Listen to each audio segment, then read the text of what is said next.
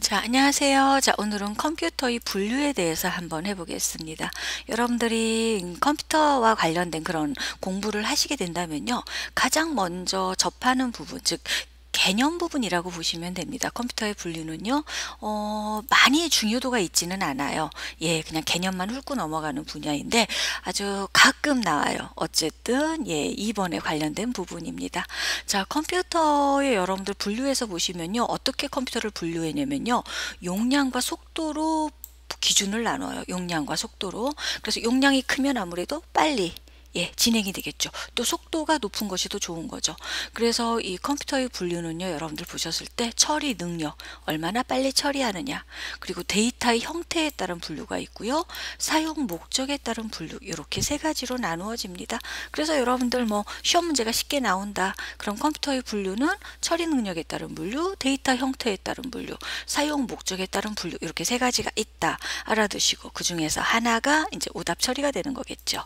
자, 그럼 첫 번째 관문인 처리 능력에 따른 분류에 대해서 보겠습니다. 자, 처리 능력에 따른 분류는요. 첫 번째 무슨 컴퓨터요? 네, 이렇게 슈퍼컴퓨터 있고요. 메인 프레임 있고 미니 컴퓨터 있고 마이크로 컴퓨터 있습니다. 예, 여러분들 우리 일상생활에서 가장 많이 보는 컴퓨터가 마이크로 컴퓨터라고 보시면 돼요.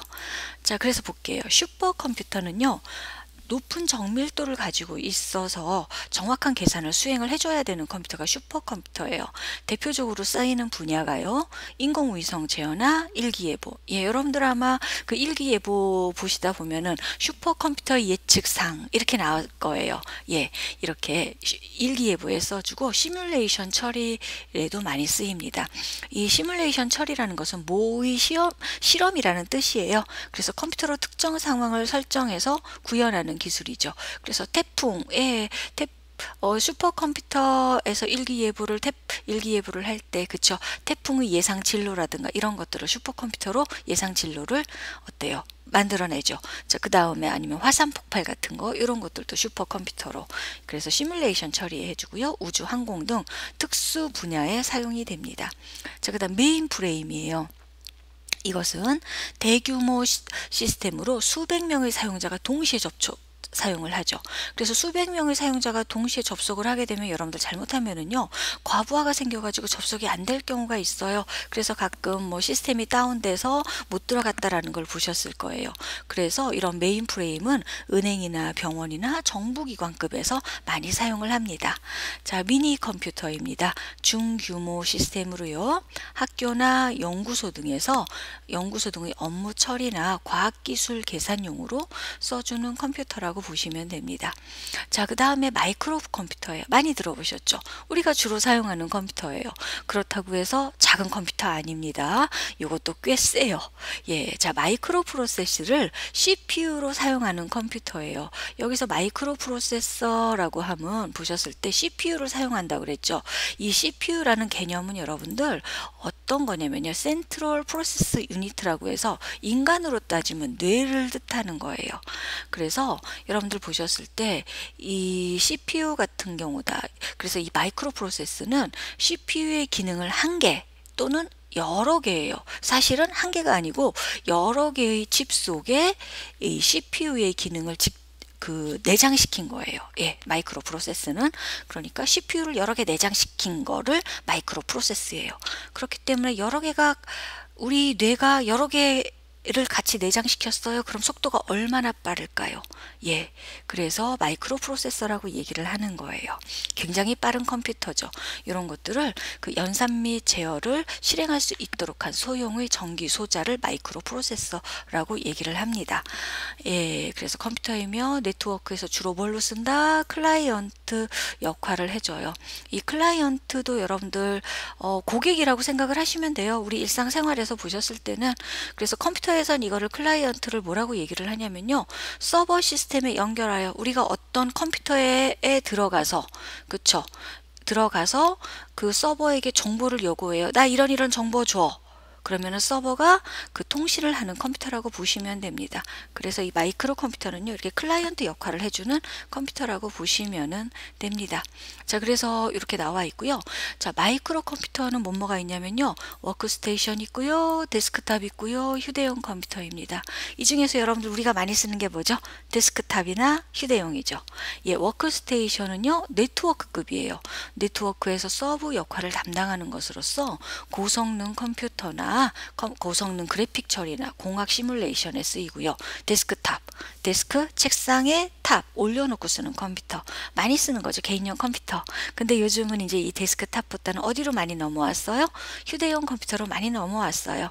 그래서 크기가 작고 가지고 다닐 수 있는 이런 것들이 바로 휴대용 컴퓨터라고 보시면 됩니다.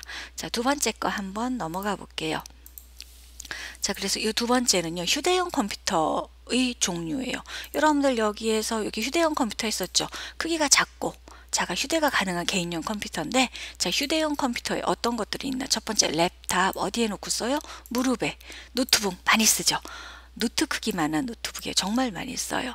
팜탑은 뭐예요? 손바닥 위에 올려놓고 쓰는 거. 대표적인 게 뭐죠? 스마트폰을 팜탑이라고 생각하시면 됩니다. 자, 태블릿 많이 쓰죠. 요즘은 대학생들이 많이 쓰는 것 같아요. 노트북 기능에 PDA의 휴대성을 더한 컴퓨터를 태블릿이라고 얘기를 해요. 그래서 키보드 대신 터치 스크린이나 스타일러 펜을 입력 장치로 사용하는 거죠. 많이 써요, 요즘은. 예. 그 다음 PDA 있고요. PDA는 팜탑 컴퓨터의 일종으로서 전자 수첩 기능이나 이동 통신 기능, 또 개인 정보 관리, 비서 기능 이런 것들을 써주는 기능에 가진 컴퓨터가 PDA입니다. 자, 요즘 새로 나오는 웨어러블 컴퓨터예요. 꼭 알아두세요. 시험 문제가 계속 등장하고 있고요. 요 위쪽 기능만 해도 이제 예전에 시험 나왔던 문제고요. 이 부분은 이제는 떠오르는 거예요. 뭘까요?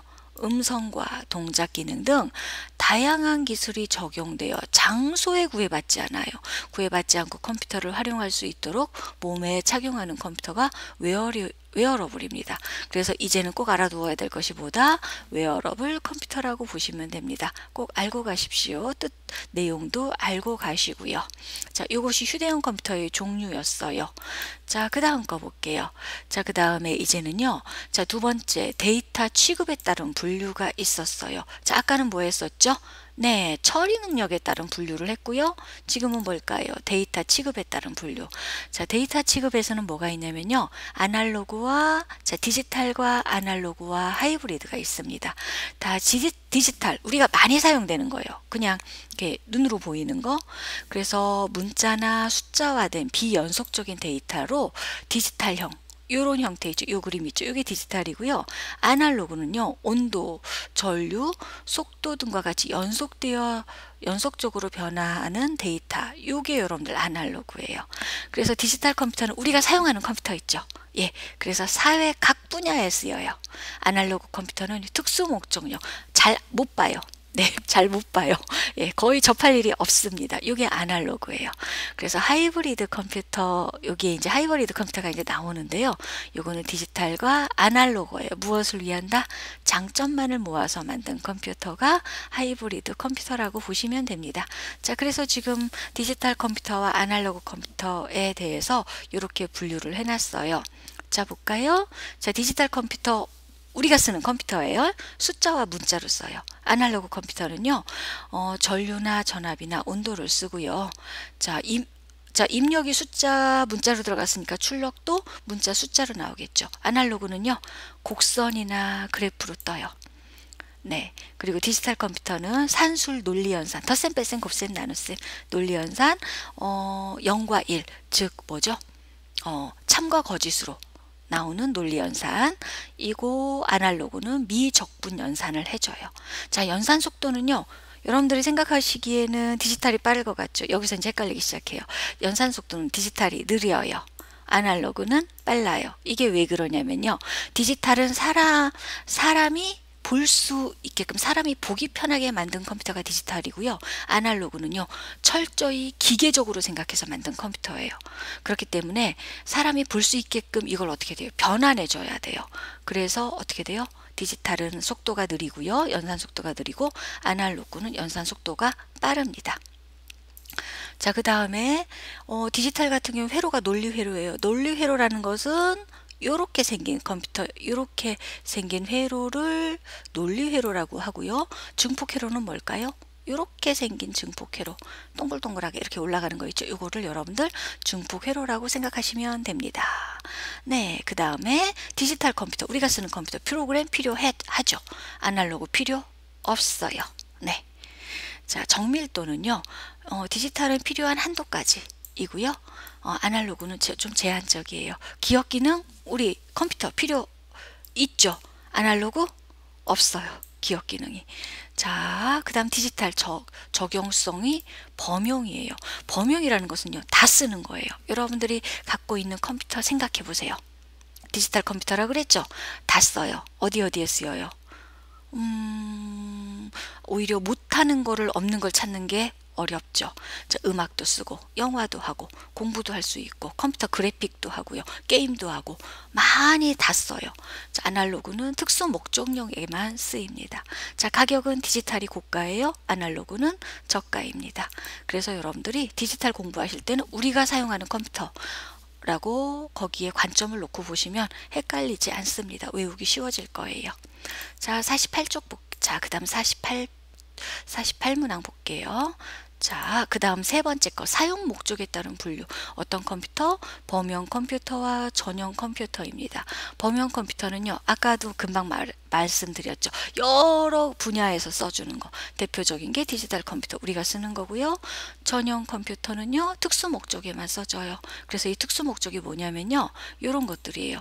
자동 제어 시스템, 항공기술, 산업용 제어 분야, 이런 것들에 써집니다. 대표적인 게 아날로그 컴퓨터겠죠.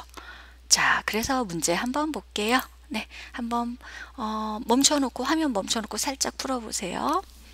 자, 1번입니다. 디지털 컴퓨터와 아날로그 컴퓨터의 차이점에 관한 설명으로 옳은 것이 무엇이냐? 요거는 3번이에요. 여러분들 1번, 2번, 4번이 왜 틀렸는지 눈에 확 들어오셔야 돼요. 아니면 얼른 앞으로 가셔서 다시 한번 체크하세요. 2번. 자, 다음 중 처리하는 데이터에 따라 분류되는 디지털 컴퓨터의 특징으로 오는 거 1번이죠. 2번, 3번, 4번은 다 아날로그입니다. 3번 제가 중요하다고 했어요. 소형화 컴퓨터를 소형화 경량화를 비롯해 음성과 동작 인식 등 다양한 기술이 적용되어 장소에 구애받지 않고 컴퓨터를 사용하는 거 뭐죠? 웨어러블이죠. 자, 그래서 여기 답이 나오면은 괜찮아요. 자, 저는 다음 시간에 뵙겠습니다.